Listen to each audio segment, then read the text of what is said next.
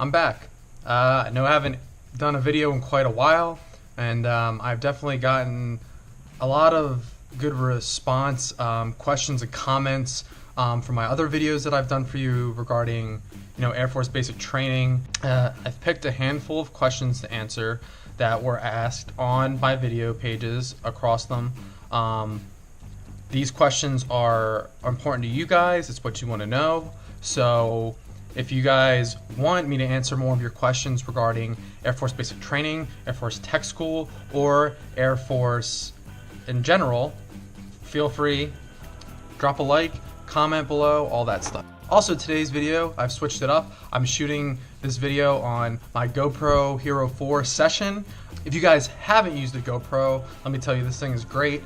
It's definitely something to invest in if you want an action camera, something that you can take with you and vlog on, or also just shoot your videos. It's got great video quality, it's got a great microphone, and it's all compact, and it's great. The first question that I have that a lot of people have asked me is using your cell phones at basic training. Now, let me first start off by saying that cell phone use at basic training personally is not something that you should be relying on at basic. When you join the Air Force, you're going to work, and for 2 months, you're going to have the ability to use your cell phone, but it's not something that you should necessarily be worried about. You're going to have contact with the outside world via the cell phones or via written form, but when you're down there, the thing that you want to do the most is concentrate on just being down there, absorbing as much information as you can, because some of that information is going to come back and in later times. And when I mean come back, I mean some of it might be with testing for promotion, some of it might be just general leadership stuff or general Air Force knowledge. But your cell phone is something that you should pretty much just anticipate giving up for 2 months. Now, you are going to be able to have your cell phone with you. It's going to get locked up. And I know it's been a few years since I've been to basic training, but from the feedback I've heard, you pretty much get it every week or every other week.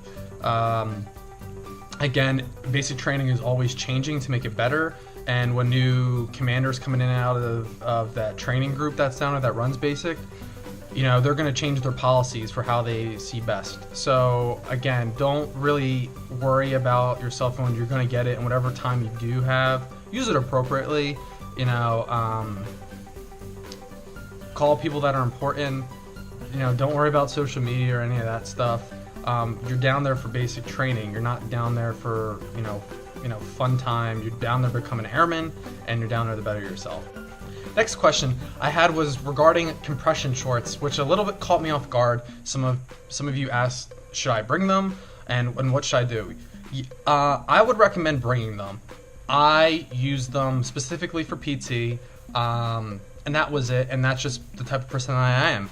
Remember, you're going to be running at least 3 times a week, if not more, and I would only recommend using them for physical fitness. I would not wear them all day. Remember, you're going to be down in the hot San Antonio sun for the most part, unless you're in the winter, but spandex or nylon or compression shorts is not something that you want to wear all day. You're not getting that the full airflow that men and women need in the region of their body that produces a lot of sweat and heats. So I would not recommend wearing them as regular underwear from day to day, because you can contract bacterial infections, especially if you're not. If you want to, I would just recommend wearing regular shorts, regular whatever they issue to you guys. Just wear them while you're there. You're buying them anyway. You have to. If not, go buy white boxer briefs or what you feel is best. But wearing compression shorts is not something you want to do every day. Now, on top of that, if you're going to bring compression shorts, make sure you bring black.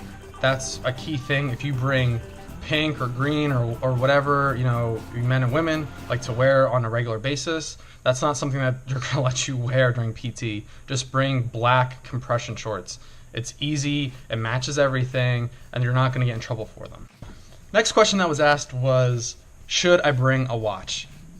And can I set it to wake up earlier? First, yes, I would recommend bringing a watch to basic training.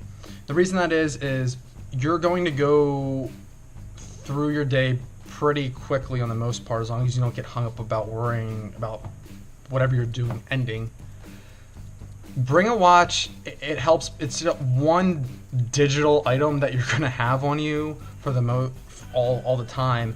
And the main reason I brought my watch was actually to keep my pace for PT. They're gonna have the giant clock out there, but when you're just running around the track, the best way for you to pace yourself is with your own watch. So bring something that's somewhat durable. I want to recommend going out and getting a G-Shock for basic training. You can go out and get some Timex or Casio watch and just use that. If it gets broken if it breaks during basic, whatever, you spent $10-20 on a watch, you can go get a new one. But I would recommend bringing one. Now the next question I had was about the physical fitness test. Now this is just strictly for guys that I know of, because that's all I've done. You can look up physical fitness tests on Google. They'll give you accurate ones for the most part, and most of you are going to be in the sub 30 range. So basically, you are able to get max points for your physical fitness test. You have to do 58 sit-ups in a minute, 67 push-ups in a minute. You have to do sub 930 run. I believe it's like a 908, something like that. And then your abdomen circumference has to be under 35 inches. Now, if you are that type of person that can max, get 100%, I would push for it, because it's going to look good on your EPR that you are in shape, or you're just born to be that physically fit. Now there are minimums, but remember, your minimums for your PT test is not going to pass you. If you get the bare minimums, you're gonna fail. The bare minimums are just minimum requirements that you have to have. So if you're doing them, you can go on the chart and add them up. You're gonna fail. If you do 33 sit-ups and 40 whatever push-ups, whatever the number is, and you run the slowest you can run, you're not gonna be able to pass. You need to stay in shape and do that. Now, one of the other things to consider is when you're doing a PT test across the board for the Air Force is you should try and shoot at least above a 90. Doing that is going to make your PT test annually, not biannually. If you do a sub 90 composite point, composite all your points together, you're gonna have to do it every 6 months. Now, some people don't really care. Some people like doing it every 6 months because it helps them to stay motivated to stay in shape. Other people like to knock it out and, I'm gonna get a 90 and I'm not gonna have to do it every year. But again, that's your choice. And as long as you pass, you pass. Now remember, if you do really bad on your PT test, like you're scraping by, you're more than likely going to be put on Fit to Fight. And Fit to Fight is basically a program that each squadron, group, or whatnot runs that takes airmen that are not in the best shape, and basically they make you go and work out every day with another person from your unit that is in shape and has taken a course to be a physical training leader. So again, do your best on your PT test. We are in a branch that doesn't require as much physical strength, but we still need to be in shape to do our job. For instance, I'm going to a career that's going to be 12-hour shifts sitting at a desk, 4 days on, 4 days off. Does that mean I'm not going to go to the gym? No, I'm still going to go to the gym, as much as I can, but I'm not going to let that job dictate me going or not going to the gym and becoming out of shape. We're in the military. You need to have physical fitness to be in the military. Just because we're in a branch, it doesn't require it, doesn't mean you should just skip out on it. So now switching to another part is people ask me how MEPS works. So basically how MEPS works is it's just an in-processing center to get you into the military, but the center handles all military members, and there's different personnel from each branch that specifically handles your certain requirements, and then there's general staff that does all the other medical requirements. So what happens when you go to MEPS is they're just going to medically get a baseline for where you're at. They're going to do height and weight. They're going to check your body and make sure, you don't have any injuries that you didn't specify on your military application. They're going to test your hearing. They're going to take blood work to make sure you don't have any viral diseases that other members can contract while you're at training. And all the medical stuff across the board. They're going to do a drug test on you. They're going to do everything. You're going to go to the liaison, and they're going to give you jobs that you're qualified on, not only based on the medical history that you have given them, but also on your ASVAB score. So if you had a narrow window based on your ASVAB score, it may be even more narrow based on your medical history. Just keep aware of that. A lot of people don't know that. They get a job over here that is within their ASVAB score, and then they get sent to MEPS, and then it's like, well, your hearing's too bad, you can't do that job, or your eyesight's too bad, you can't do that job. And people get upset, but it's just a regular thing. If you're still qualified to come into the Air Force, pass MEPS and pass your ASVAB, you should do it. Once you get in, you can get waivered for things. Let's say you come in and you want an aircrew job, but your hearing's too bad. Okay, well, you come in, you can't do it because of your hearing, you do another position, and then down the road you can reapply to do that job that you really wanted, if that's still the case at that time. But don't just give up just because you got medically disqualified. Don't accept anything less. You're still joining a branch that takes care of their personnel. So back to pre-entry Air Force is a question regarding criminal history. Now, I'm not too knowledgeable with criminal history, but the Air Force is very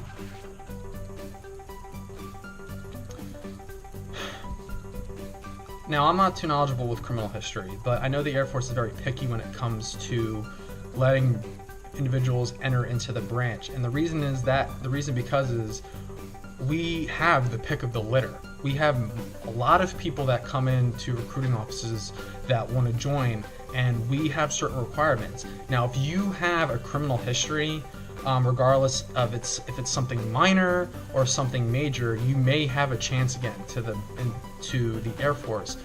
I would just suggest talking to a recruiter and see what they say. I know there's people that have maybe had drug charges, small like possession under a gram, and they still entered on a waiver. It was a moral waiver. There's other instances where maybe you have tickets and you have a warrant for your arrest or something. Only your recruiter is going to be able to answer that. If it's cleared up in court and it's nothing crazy and you are super qualified, you still have the chance of getting in. But again, it depends on the Air Force's requirements and restrictions at that time. Now, switching back to Air Force basic training, one of the questions that I had was regarding church. And do you have to be religious to go to church? No, you don't have to be. You don't have to be any type of religion or, baptized in a certain religion to be able to attend that church.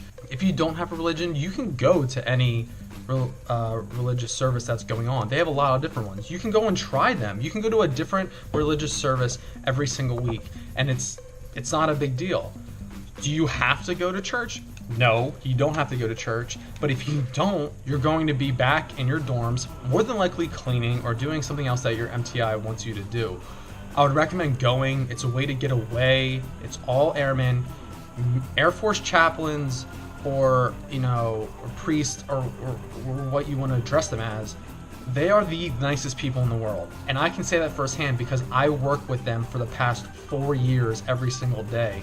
They are the nicest people. They're not going to harass you. You're going to get some time away from the dorms, from MTIs, from doing crazy things. Take your Sunday for yourself, unwind, sit down, relax a little bit in church, and spend some time with your airmen. That's not strictly basic training. So the last question that I had that I'm going to answer for this video is regarding graduation. So in terms for graduation, the question was, how many guests am I allowed to bring?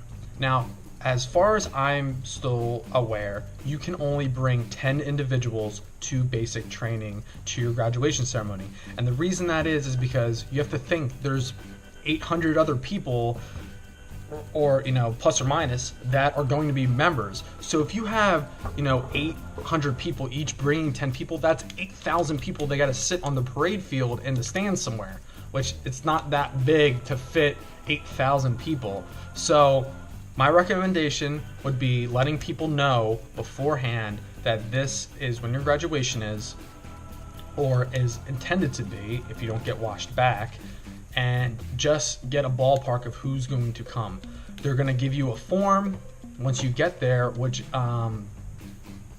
allows them to get on. They're going to ask name, driver's license number, things like that, and they're going to give you, what's going to happen is they're going to give you like passes, paper passes that you're going to have to mail back to your family so they can get them to get on to Lackland, because more than likely most of the people that come on for graduation is civilian, and they need to keep the base secure. So just be aware that you're going to need to know information before you go down about who's coming. And again, as far as I remember, it's 10 people. Now, you don't have to have anybody come. However, I would recommend you have family members come to see your graduation. More than likely, you're going to go to tech school for a certain amount of months, and then you're going to PCS to another base. And that's going to be it. So thanks guys for watching my video. Those were all the questions that I had to answer for today. Remember to like and subscribe, share the video. If you guys have more questions about Air Force basic training or anything, make sure to drop that in the comments section. I would love to do another Q&A video. And again, thanks for watching.